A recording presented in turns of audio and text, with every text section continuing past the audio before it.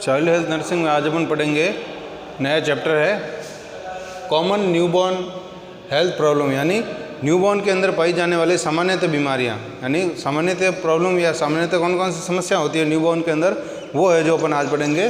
तो आज नया टॉपिक है, नया चैप्टर है common newborn problem health problem, नवजात में होने वाली सामान्य समस्याएँ, ठीक है ना। तो इसके अंदर पहली समस्या है एपनिया।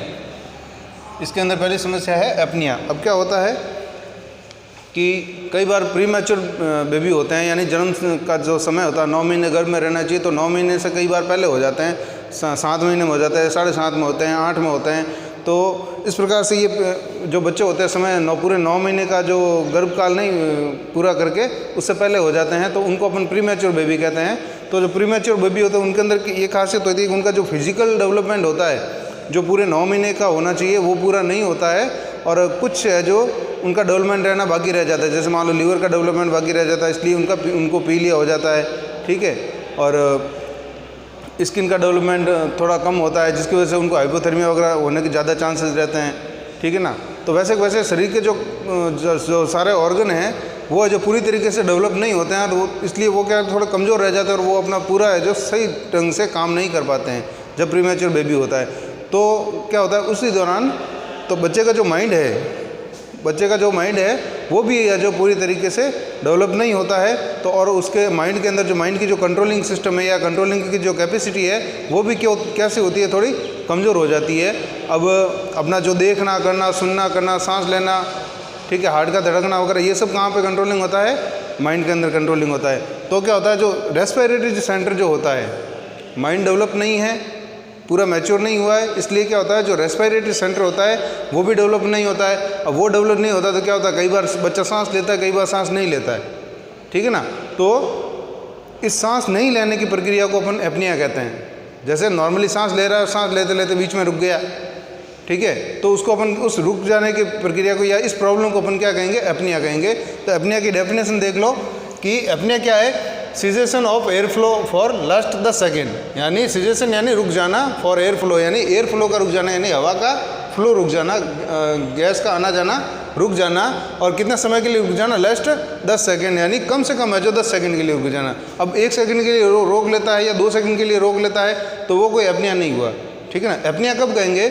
जब 10 सेकेंड से अधिक समय तक, ठीक है ना, कम से कम समय होना चाहिए 10 सेकंड। 10 सेकंड से अधिक समय तक बच्चा सांस नहीं लेता है, सांस रोक लेता है, तो उस प्रॉब्लम को अपन कहेंगे एपनिया, ठीक है। और ये एपनिया कहाँ तक हो सकता है? एपनिया में भी लास्ट 3 सेकेंड लॉन्गर, और ये 30 सेकेंड लॉन्गर या आधा मिनट तक ये हो सकता है, ठीक है ना। तो ये समझ आ गया कि एपनिया होता क्यों है। तो एपनिया इसलिए होता है कि जब रेस्पिरेटरी सेंटर डेवलप नहीं होता है, ठीक है, ये माइंड के अंदर जो माइंड मैच्योर नहीं होता है, जिसकी वजह से रेस्पिरेटरी सेंटर डेवलप नहीं होता है, इसकी वजह से क्या होता है बच्चा बीच बीच में सांस लेना रोक देता है, ठीक है ना। तो उसको अपन एपनिया कहेंगे।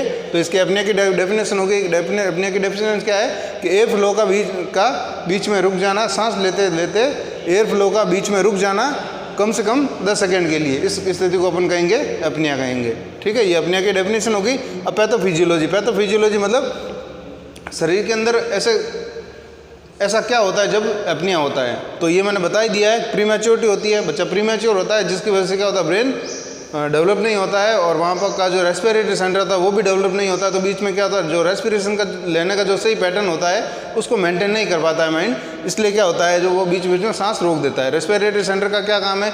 एकदम जो रेस्पिरेटरी जो सांस लेने का जो पैटर्न है उसको मेंटेन रखना। अब वो डेवलप नहीं है तो वो पूरा मेंटेन नहीं रख पाएगा तो सांस बीच में रुक जाएगी, ठीक है ना। तो प्रीमैच्योरिटी होती है और अनकंट्रोल ऑफ रेस्पिरेटरी सेंटर, और रेस्पिरेटरी सेंटर होता है जो उसके ऊपर कंट्रोल नहीं होता, या पूरी तरीके से रेस्पिरेटरी सेंटर है जो रेस्पिरेशन पे कंट्रोलिंग नहीं कर पाता है, ठीक है ना। तो ये होगी इसकी पैथोफिजियोलॉजी, ठीक है। और क्या है? नेक्स्ट है कॉज और इटियोलॉजी, ठीक है ना। अब इसके और कौन कौन से कारण हैं? चलो ये तो हो गया पैथोफिजियोलॉजी, यानी क्या होता है प्रीमैच्योरिटी होती है और रेस्पिरेटरी सेंटर पे कंट्रोल खो जाता है। अब किन किन कंडीशन में रेस्पिरेटरी कंट्रोल जो सेंटर होता है वहाँ से कंट्रोल खो सकता है? माइंड के अंदर जो रेस्पिरेटरी सेंटर होता है वहाँ से कंट्रोल कैसे, किन किन कंडीशन के अंदर खो सकता है? एक तो प्रीमैच्योरिटी होगी, पहला बच्चा प्रीमैच्योर है तो रेस्पिरेटरी सेंटर है जो सही तरीके से काम नहीं करेगा। उसके अलावा कौन कौन से कारण हैं? तो उनके अलावा है, पहला है इंट्राक्रेनियल ब्लीडिंग। इंट्राक्रेनियल ब्लीडिंग यानी दिमाग से कोई ब्लीडिंग होना, इंट्रा यानी अंदर, क्रेनियल यानी क्रेनियम यानी माइंड, ठीक है ना। तो माइंड नहीं कह सकते, इसको अपन ब्रेन बोलेंगे, ठीक है ना। तो ब्रेन के अंदर है जो कोई ब्लीडिंग होनी, ठीक है ना। जब ब्लीडिंग होगी तो क्या होगा, कहीं ना कहीं कोशिका नष्ट होगी, ठीक है। कोशिका नष्ट होगी तो हो सकता है रेस्पिरेटरी सेंटर की कोशिका नष्ट हो जाए, तो रेस्पिरेटरी सेंटर है जो सही काम नहीं करेगा। तो पहला क्या हो गया, इंट्राक्रेनियल ब्लीडिंग हो गई। दूसरा हो गया फिजियोलॉजिकल एनीमिया। फिजियोलॉजिकल एनीमिया का मतलब होता है, एक तो पैथोलॉजिकल एनीमिया होता है जिसके अंदर बैक्टीरिया है जो आरबीसी को खा जाते हैं, ठीक है ना, या आरबीसी या हीमोग्लोबिन को खा जाते हैं बैक्टीरिया, यानी बीमारी की वजह से, उसको बोलते हैं पैथोलॉजिकल। एक होता है फिजियोलॉजिकल। फिजियोलॉजिकल के अंदर क्या है कि शरीर के अंदर बनता ही नहीं है, ठीक है ना, उसको बोलते हैं फिजियोलॉजिकल एनीमिया। तो फिजियोलॉजिकल एनीमिया होता है तो भी एचबी कम होता है, एचबी कम होता है तो ब्रेन को O2 की सप्लाई कम होती है, O2 की सप्लाई कम होती है तो माइंड है जो प्रॉपरली है जो डेवलप नहीं हो पाता है। जब कोशिकाओं को ऑक्सीजन नहीं मिलेगी तो प्रॉपर डेवलप नहीं होगी, जब डेवलप नहीं होगी तो वो उसकी कैसी रह जाएगी, उसका डेवलपमेंट कम हो जाएगा तो रेस्पिरेटरी सेंटर है जो अपना काम कम करेगा क्योंकि उसका भी डेवलपमेंट कम हुआ है, ठीक है ना। तो क्या होगा, फिजियोलॉजिकल एनीमिया भी है जो एपनिया का कारण हो सकता है, ठीक है।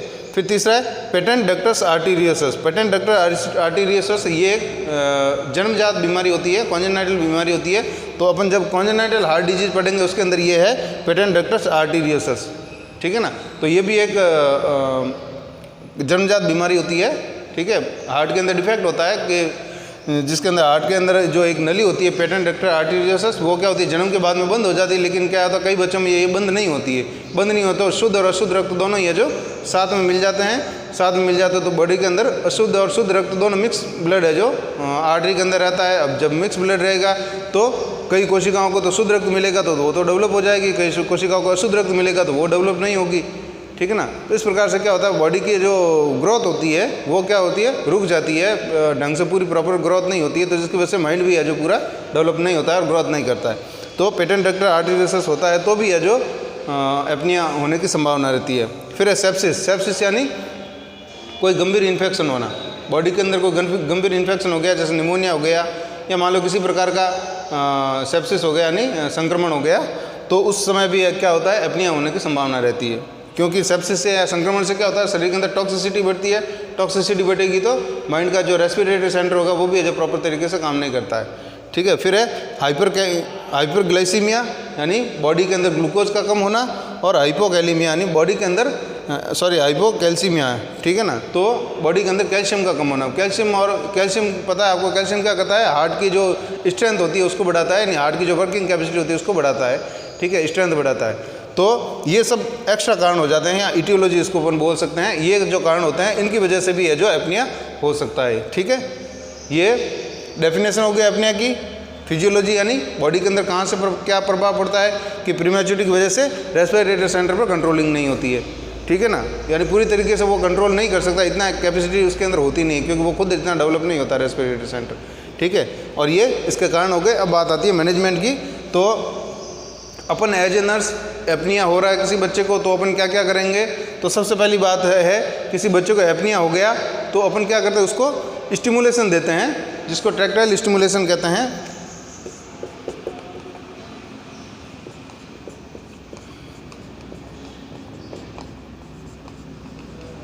ठीक है ना। ट्रैक्टाइल स्टिमुलेशन कहेंगे। ट्रैक्टाइल स्टिमुलेशन का मतलब होता है पैर को थपथपाना या पीठ को थपथपाना या बच्चे को हिलाना।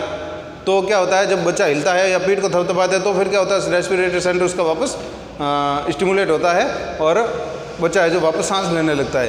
पहला तो अपन काम करेंगे ट्रैक्टाइल स्टिमुलेशन और दूसरा अपन काम करेंगे सक्शनिंग एंड रिसोसिटेशन, सक्शन करेंगे, ठीक है ना। मैंने जब न्यूबॉर्न केयर पढ़ाई थी तो आपको बताया था कि नाक के अंदर क्या होता है रेस्पिरेटरी सेंटर को स्टिमुलेट करने वाले ऐसे कोशिकाएं होती है या फिर मान लो सेंटर होते हैं। तो नाक के अंदर कुछ जाता है तो रेस्पिरेटरी सेंटर है जो एक्टिव होता है। इसलिए क्या करता है जब बच्चा जन्मता है तो सक्शन करते हैं तो नाक के अंदर नली डाल के भी सक्शन करते हैं, जिससे क्या होता है बच्चा है जो आराम से रोए, ठीक है ना। उसका रोने का सेंटर है जो डेवलप हो, रोने का मतलब शोषण का, ठीक है ना। तो अपन क्या करेंगे, पहला करेंगे ट्रैक्टाइल स्टिमुलेशन यानी बच्चे को हिलाएंगे डुलाएंगे, फिर बाद में क्या करेंगे सक्शन करेंगे एंड रिसोसिटेशन। अगर जरूरत पड़ती है तो रिसोसिटेशन करेंगे। रिसोसिटेशन का मतलब होता है हार्ट और फेफड़ों को वापस एक्टिव करना, ठीक है ना। जैसे मान लो किसी को एंडोट्रेकियल ट्यूब लगाते हैं या फिर मान लो किसी को एम्बू बैग के द्वारा सांस देते हैं या कृत्रिम सांस देते हैं, तो इसको अपन क्या बोलते हैं रिसोसिटेशन बोलते हैं, ठीक है ना, यानी हार्ट और फेफड़ों को एक्टिव करना, ठीक है। तो टैक्टाइल स्टिमुलेशन दे दिया, हिला डुला दिया, फिर भी नहीं जागता है या फिर भी रेस्पिरेशन सही नहीं लेता है तो सक्शन कर दिया। अब सक्शन के बाद में भी अगर रेस्पिरेशन नहीं आता है या रेस्पिरेशन नॉर्मल नहीं होता तो क्या करना है अपन को, रिसुसिटेशन करता है या फिर एंडोट्रेकियल ट्यूब लगा के सीधा वेंटिलेटर से उसको जोड़ देना है, ठीक है ना। तो ये हो गया पहला काम, ठीक है। फिर दूसरा अपन क्या करते हैं, इफ ब्रेडिकार्डिया, यानी अब एपनिया के अंदर क्या होता है कि बच्चा सांस रोक देता है। अब सांस रोक देगा तो हार्ट भी है जो अपना प्रॉपर काम नहीं करेगा, तो क्या, तो हार्ट की रेट भी है जो कैसे हो जाती है, अब नॉर्मली कितनी होती है, 140 से ऊपर होती है। तो फिर जब एपनिया होता है तो क्या होती है, 80 के आसपास हो जाती है, ब्रेडिकार्डिया हो जाता है। तो अगर बच्चे को ब्रेडिकार्डिया होता है, यानी इफ़ ब्रेडिकार्डिया प्रेजेंट, बच्चे को ब्रेडिकार्डिया होता है, बच्चे की हार्ट रेट एपनिया के साथ साथ में 80 से कम हो जाती है, यानी ब्रेडिकार्डिया की ओर बढ़ने लगती है। ब्रेडिकार्डिया 40 से कम होती है तो उसको कहेंगे, ठीक है ना। तो 80 से कम होने लगती है और मान लो ब्रेडिकार्डिया होता है ना, जितनी नॉर्मली हार्ट रेट होती है उससे कम हो जाती है, तो अपन को क्या करना है, प्रोवाइड मैकेनिकल वेंटिलेशन। तो मैकेनिकल वेंटिलेशन यानी कृत्रिम मशीनरी श्वसन देना उसको। मशीनरी श्वसन मतलब वेंटिलेटर पे लेना है, ठीक है ना। एपनिया है और साथ साथ में हार्ट रेट भी कम हो रही है तो आपको क्या करना है, उसको वेंटिलेटर पे लेना है, ठीक है ना। वेंटिलेटर को अपन बोलेंगे मेडिकल टर्म्स में मैकेनिकल वेंटिलेशन बोलते हैं। वेंटिलेटर जो होता है, वेंटिलेटर मशीन अगर किसी को लगाते हैं तो अपन क्या करते हैं, वो वेंटिलेटर लगाना मतलब क्या करना है, उसको मैकेनिकल वेंटिलेशन देना, ठीक है। तो इफ ब्रेडिकार्डिया प्रेजेंट, अगर ब्रेडिकार्डिया प्रेजेंट होता है तो क्या करना है, प्रोवाइड मैकेनिकल वेंटिलेशन प्रोवाइड, यानी मैकेनिकल वेंटिलेशन उसको अपन देते हैं, ठीक है। फिर तीसरा है, अपन को ड्रग देनी है, दवाई देनी है। कौन कौन सी ड्रग, थियोफाइलिन दे सकते हैं, ठीक है, और अमीनोफाइलिन दे सकते हैं। थियोफाइलिन और अमीनोफाइलिन ये कैसी दवाइयाँ हैं, ये कार्डियक एक्साइटेशन है, कार्डियक को, हार्ट को जो एक्साइटेट करती है, एक्साइटेट मतलब उत्तेजित करती है। तो ये दोनों ऐसी है ये दवाइयाँ, थियोफाइलिन और अमीनोफाइलिन, जो हार्ट को क्या करती है, एक्साइटेट करती है। जब हार्ट एक्साइटेट होगा तो जो ब्लड फ्लो है जो या ब्लड का जो प्रवाह होगा वो प्रॉपर मेंटेन रहेगा, और जो एपनिया होने की वजह से सांस रुक जाती है तो रुक जाने की वजह से जो ब्लड का, जो हार्ट का जो काम है या ब्लड फ्लो का जो काम है वो जो प्रॉपर होता रहेगा, श्वसन है जो बाद में वापस ठीक हो सकता है, ठीक है ना। तो अपन थियोफाइलिन और अमीनोफाइलिन दवाई भी अपन दे सकते हैं। किसके लिए अपन दे सकते हैं, कार्डियक एक्साइटेशन के लिए, ठीक है ना, यानी हार्ट को उत्तेजित करने के लिए। हार्ट उत्तेजित रहेगा तो क्या होगा, ब्रेडिकार्डिया नहीं होगा, ब्रेडिकार्डिया नहीं होगा तो बॉडी के अंदर ब्लड की सप्लाई जो प्रॉपर होती रहेगी, ठीक है। फिर चौथा है monitor vital sign. Vital sign को मॉनिटर करना है, BP, pulse, respiration, temperature, BP, pulse, temperature, ठीक है ना। तो वाइटल साइन इनको है, जो वाइटल साइन कितने टाइप के होते हैं, 4 टाइप के, 5 टाइप के, TPR temperature, pulse, respiration, BP और पेन अभी डाला है बीच में, लेकिन पेन को अब नहीं है, लेकिन ये 4 होते हैं अपन वाइटल साइन। तो जो वाइटल साइन होते हैं TPR और ब्लड प्रेशर, इनको है जो अपन को मेंटेन करना है, ठीक है। पेन तो इसके अंदर नहीं होता है तो इसके लिए पेन, वाइटल साइन, इसके इन वाइटल साइन में पेन नहीं आएगा, ठीक है। फिर 5वां है maintain electrolyte by IV fluid, ठीक है ना। मेंटेन यानी मेंटेन रखना, किसको मेंटेन रखना, इलेक्ट्रोलाइट। इलेक्ट्रोलाइट किसको बोलेंगे, ये जो सोडियम, पोटेशियम, कैल्शियम, ठीक है, ये जो इलेक्ट्रोलाइट, हाइपोकैल्सीमिया यानी कैल्शियम कम हो जाता है। अब कैल्शियम को अपन मेंटेन रखना है तो कैल्शियम को मेंटेन रख रहे हैं, इसका मतलब क्या कर रहे हैं अपन, इलेक्ट्रोलाइट को मेंटेन रख रहे हैं। कैल्शियम किसके अंदर आता है, इलेक्ट्रोलाइट के अंदर आता है, ठीक है ना। तो maintain electrolyte by IV fluid, यानी ग्लूकोज के द्वारा है जो, या IV फ्लूइड के द्वारा है जो अपन को इलेक्ट्रोलाइट को मेंटेन रखता है, जैसे सोडियम हो, पोटेशियम हो, कैल्शियम हो, ठीक है ना। तो इन इलेक्ट्रोलाइट को है जो अपन को IV फ्लूइड के द्वारा मेंटेन रखना है, ठीक है। तो ये है जो एपनिया का मैनेजमेंट है, ठीक है। एपनिया की डेफिनेशन हो गई, पैथोफिजियोलॉजी हो गई, इटियोलॉजी हो गई और नर्सिंग मैनेजमेंट हो गए, ठीक है। आज के लिए इतना काफ़ी, थैंक यू।